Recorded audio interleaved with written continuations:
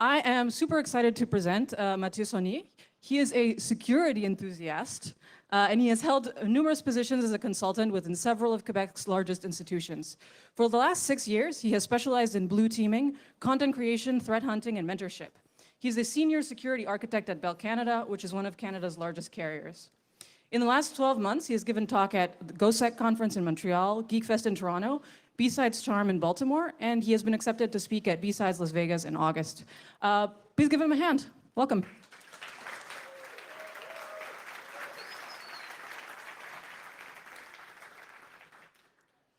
Thank you.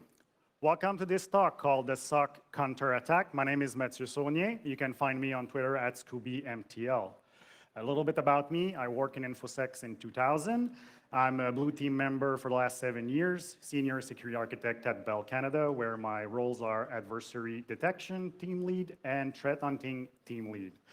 I'm also a DEF CON's Blue Team Village volunteer since its creation last year. You might have noticed, sorry, that I'm French-Canadian, so I will or not pronounce H's in front of word and S at the end of words sometimes. I'm also a big Star Wars fan, so if you've seen any of my other presentations, this one is also a Star Wars themed. Even the title is like a bad double Google translation, from The Empire Strike Back to L'Empire Contre-Attaque to the SOC Counterattack. A little bit about the agenda for today. So we're going to talk about the overview of ATT&CK.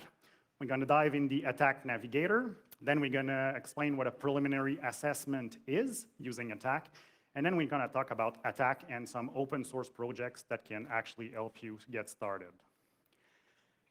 As I mentioned, overview. So what is ATT&CK? ATT&CK stands for Adversarial Tactics, Techniques, and Common Knowledge. It is a knowledge base of adversary behaviors, or TTPs. TTP stands for Tactic, Techniques, and Procedures. Tactics is the why, or adversary tactical objective, the reason for performing an action, such as credential access or dumping credential, persisting on your system, sorry. Techniques is the how adversary achieve tactical objective. For example, they will dump credentials or they will do brute force. Then the procedure is the exact way of using those techniques. For example, using Mimikatz to read LSAS, or the exact command line, such as cat etc password in Linux to access the password hash. It focuses on real attack, so it doesn't contain all the attack under the sun. It is not a Bible of everything that exists. It is focused on what have been seen in the wild being used by adversaries. It also provides the common languages for red teamer, blue teamer, the community, vendors. So when they talk about a technique, they all know exactly what they are talking about. And finally, it is open source, community-driven, and it is actively maintained. So there's quarterly release of new content. If you want to learn more about what ATT&CK is, there's an excellent talk from last year, B-Side in Las Vegas, called Attacking the Statu Quo, from Kathy Nichols and John Wander. Pyramid of pain. So this is a simple diagram that shows the relationship between the types of indicator you might use to detect adversary activities and how much pain it will cause them if you deny them those indicators. You don't need to take pictures. The last slide will contain a link where you can download the whole presentation. So as you can see, we start with at the bottom until domain names. It is fairly simple for defenders to detect, but it's also very simple for adversary to modify those indicators. When we get to network artifact or host artifact, those can be user agent string or function name in a program or a script. Those become annoying to change for adversaries. When we start targeting their tools, then it becomes challenging. For example, if the adversary is using Meterpreter shell from Metasploit and you have 100% detection on that, you will force them to use another framework such as CobbleStrike or Empire. If you focus on detecting TTP, then it becomes tough. So if you deny them everything that is past the hash for lateral movement, for example, then it becomes tough because they need to find a new technique in order to do lateral movement. Same thing if you monitor your registry properly and you can monitor all the run keys in your environment, auto run keys in the registry, it becomes tough for them to choose a new method of persistence. This is exactly what ATT&CK aimed for, the highest level of the pyramid of pain. If you want to learn more about the pyramid of pain, this is the link for the original posting in 2013 by David Bianco. There is multiple attack. There is the pre-attack, there's the enterprise attack, and there is the mobile attack, which focus on iOS devices and Androids. In this talk, we will focus on enterprise, and this is a representation of the pre-attack and the attack framework, where you can see the line in blue is what we call initial access, and the two in red are recon and weaponize, which are in the pre-attack. So as I mentioned, we're going to focus on enterprise attack, so the second graph in this presentation. Here is a representation of pre-attack and attack on the Lockheed Martin cyber kill chain. So you can see that pre-attack focuses on recon and weaponize, as I mentioned, whereas enterprise focuses on deliver, exploit, control, execute, and maintain. A little bit about the history of attack. It was created in September 2013 as a need to systematically categorize adversary behaviors. It used to enumerate and categorize adversary TTPs only against Windows. Now it also covers macOS and Linux, and iOS and Android devices in the mobile one. It was released to the public in May 2015. It used to contain 9 tactics and 96 techniques. As of April 30th, there is 12 tactics and 244 techniques. When I wrote the slide, there were 11 tactics and 223 techniques. So you can see that it evolves rapidly. An example of that, when I first started looking at MITRE, the attack framework for MITRE, Kerber roasting was not in it. It started being used by attacker, so it was added in the matrix. ATT&CK also have its own security conference called ATT&CK. It was 2 days in October 2018. It was live streaming on YouTube, and you can still go to this website, and you'll be able to watch the 20 presentations that were made on YouTube. A little bit of a scoop, there will be another edition this year, October 28 to October 30. It should still be streamed on YouTube, so you can book those dates, and you can have training, and you can train from the comfort of your couch or your office, depending what you prefer. Now we're going to talk about the attack navigator.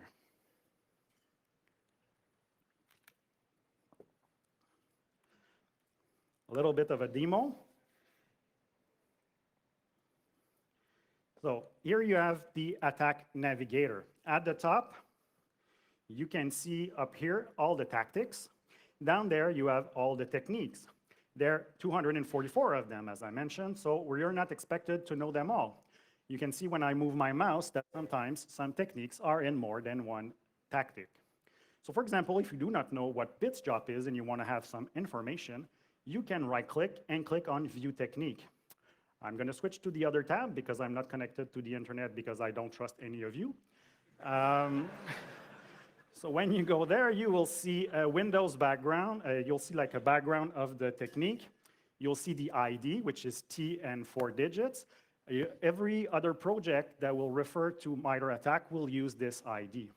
Then you can see in which tactics the technique belong, the platforms used, the permissions that are required in order to execute this technique, and very important for defenders, the log sources that you can use to actually detect those techniques. If we go a little bit down here in the example, you'll see a list of threat actors and malware that have been known to use that technique. Then you'll have some information about mitigation, and in the detection, you will often see the exact procedures that you can use in order to leverage this technique or to detect it. Let's get back to the navigator. So another interesting thing about the navigator, if you're into threat modeling and you want to follow threat actor, is that you can use a drop-down list here. And for example, if you know that APT28 target your enterprise, you can select all the techniques and you can give them a color using the background color, and you can say, for example, light blue is APT28. If you're more into other things, maybe you know you've been infected by Agent Tesla and you want to make sure that you detect it, you can select it. Again, choose another color, maybe yellow.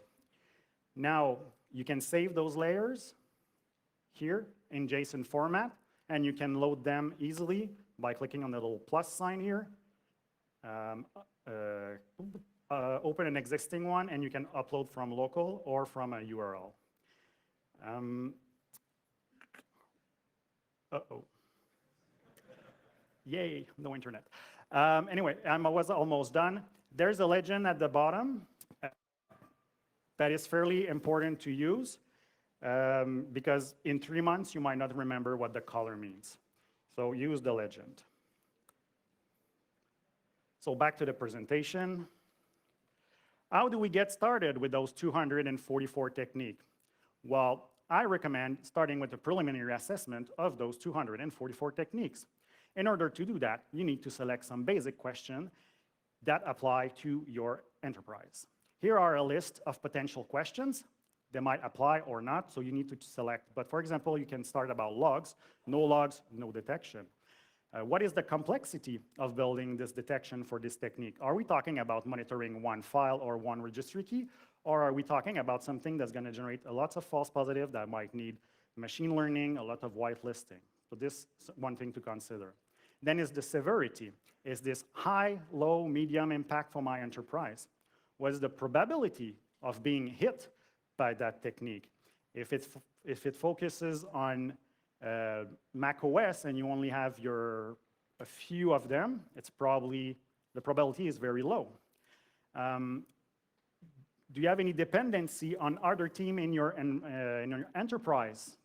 For example, this might not apply to small companies, but in large companies where you might have a Linux admin, a Windows admin, an IIS admin, an Apache admin, an Nginx admin, a MySQL admin, an Oracle admin, yada, yada, yada. It might get very complicated to get all of those nice people around the same table in order to get all the logs you need to build a detection. So one thing to consider. Targets. Again, if you're a small enterprise, maybe it doesn't apply. Maybe your scope is everything. If you are in a large enterprise, maybe you want to focus on databases, for example, or web servers, or workstation. So what does it target, and is that my priority right now? And then, is there any open source project that I can help to detect this technique? About the data sources, so of course, the number of data sources that you have is very important. You need to know which data sources you're currently collecting and storing in your CM or any other type of application like that when you can create your rules and your detection. You need to focus on getting the one that you don't have. For example, Sysmon can be used to detect roughly 70% of the techniques in the metrics. So if you do not have Sysmon, it's probably one of the first things that you should go after, installing Sysmon and getting the logs. And if you're not a Sysmon person, there's other tools that are similar. We're going to talk about another one later. You also need to plan on your log retention and return on investment. What I mean by that is that your incident response team will need logs, and they might not need the logs for the same amount of time. For example, they might want to retain firewall logs for 30 days, whereas they might want to retain Sysmon logs for 90 days, 6 months, a year. So you need to know how much it costs your enterprise to store those logs in hot, warm, and cold storage. So what's the price per gigabyte for your organization? And then you can plan your retention around that. If you want to know another way to start with the data source when your enterprise is fairly mature, there was an excellent talk called Quartify Your Aunt, Not Your Parent, Red Teaming from Devon Kerr and Roberto Rodriguez that was presented both at B-Side Charm and at SANS Threat Hunting Summit. Those are the two links for those presentations. Once you have decided your question, so you need to assign points or weights to every question that you've selected. So you can score each TTP and assign them a color in the navigator or another way of tracking. Then when you have your score, you can apply a script and apply those colors in your JSON file automatically. You can do that manually, but again, 244 techniques doing manually, it's quite tedious. This is an example of the question that you might select with the weight. How many log source do I have for this technique for 35% weight? What is the probability to be targeted by this? Maybe 30%. Does this target Linux server because my DMZ is full of Linux server and that's what my corporation wants me to focus on? And is there any open source project that can help me speed up the development of the detection? Maybe just a 10% weight. Then with the points, you can assign color and development priority. So this is just an example. You can use anything else.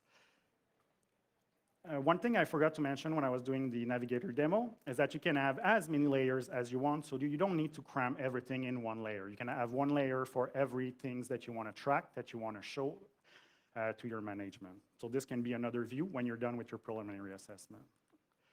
When you're done with the preliminary assessment, it should look something like this.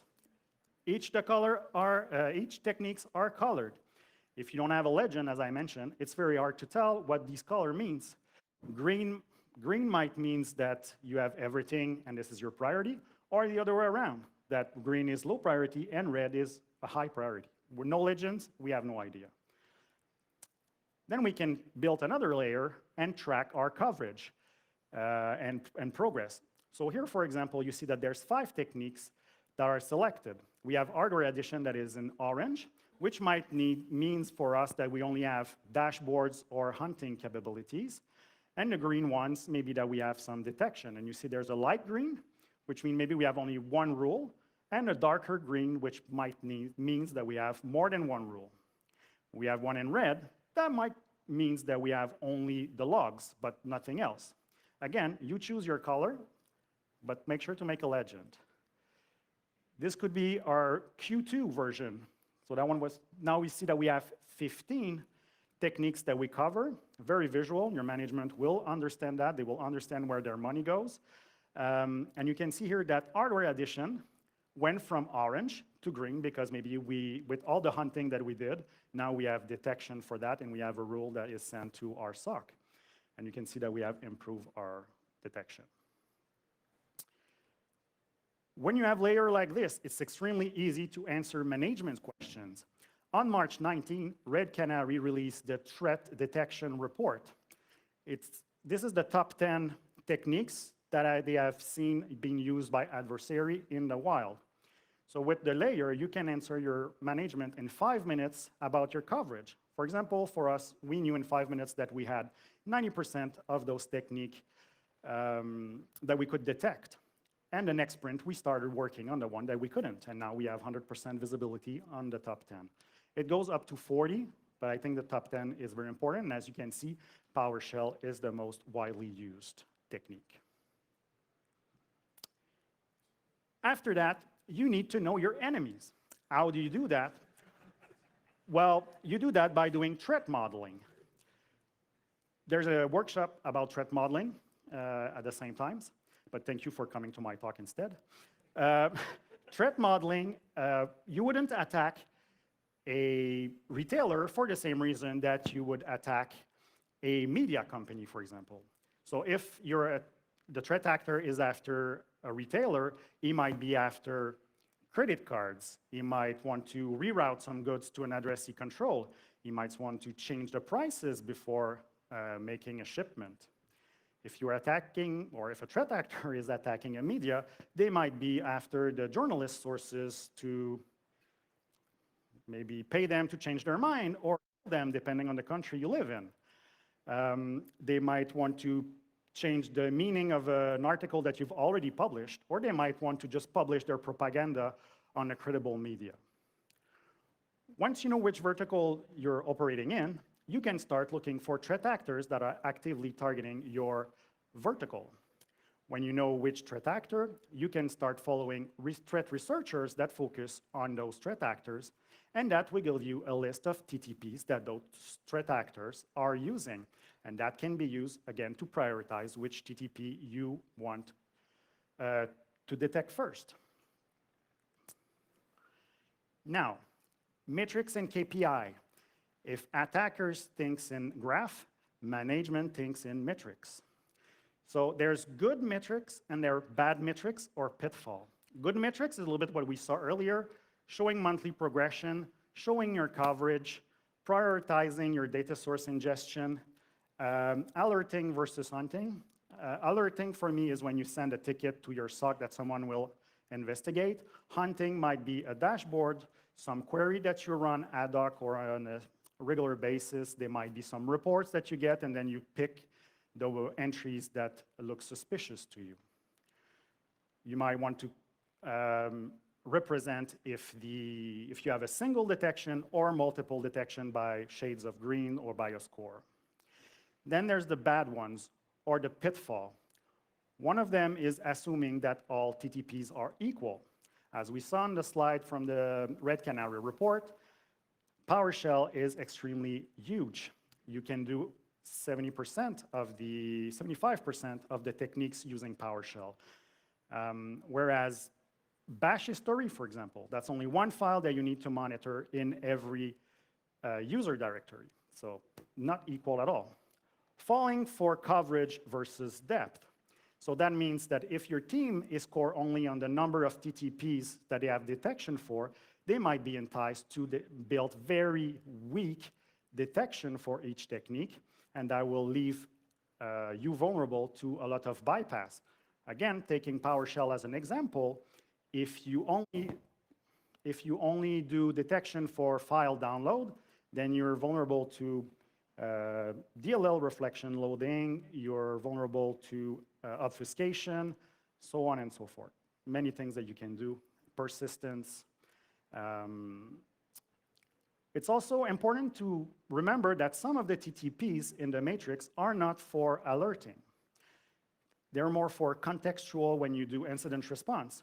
If we think about deleted file or created file, if you make a detection rule for that and you make an alert and you send that to your SOC, they won't be happy. They will get flooded. They will probably hate you. They'll probably hate the MITRE ATT&CK forever, and they will hate you. Another pitfall would be not counting non-attack detection that you built. Again, attack is not a Bible. It does not contain every techniques that exist.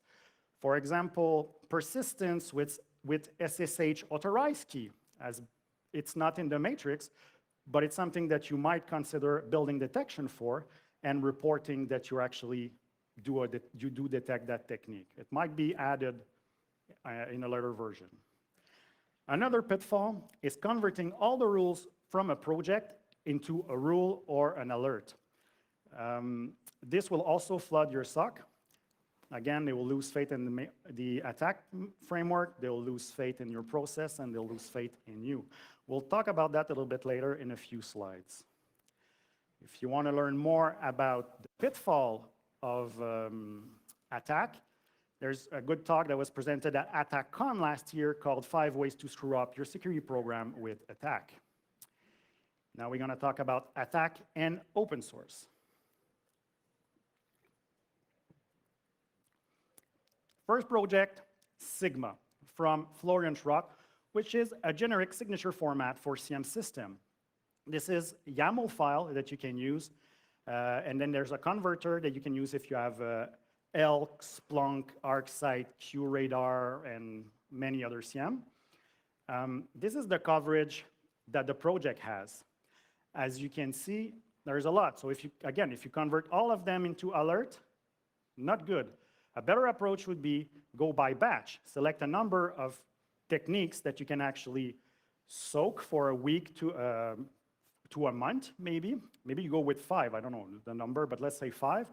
When you're done and you have a high confidence that you don't generate too much false positive, you put that into production and you focus on the next 5. Then there's Sysmon modular from Olaf Hartong, which is a Sysmon configuration file where all the detection are mapped to the MITRE ATT&CK. This is the coverage of the Sysmon modular. So as you can see, Sysmon covers a lot of the technique. If you're more of an OS query type of person, do not worry. Filippo Martini got your back with the OS attack. This is the techniques that it covers. Olaf Sartong strikes again with its Splunk apps called threat hunting. Remember the name, threat hunting, not alerting, very different. If you're not using Splunk, do not worry. It is very simple to open any of the files, and then you locate the search line, and then you'll see that on this search particularly, it looks for Sysmon, it looks for event ID 1, it looks for a process name or a command line, very specific. This you can convert to any CM that you have, as long as you have Sysmon in your log. You can build a detection for that using what's in this. This is the coverage of the project again. Now, when you've built some detection, maybe you want to test them. Red Canary built the Atomic Red Team project, which are small and highly portable detection tests based on MITRE. You can chain them, and we call them reaction. This is a very well-maintained project. It's all YAML file that you can use. They have a Slack channel where we can discuss about detection, and they also do Atomic Fridays almost every month. They'll do a webinar at lunchtime. This is the coverage, and I want to thank Casey Smith and Tony Lambert for providing this to me Monday when I told them that their old layer was not working. Thank you, guys.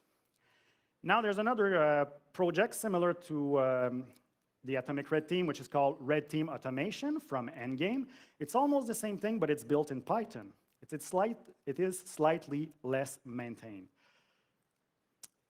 Now, commercial EDR also started using ITERM attack to showcase their detection.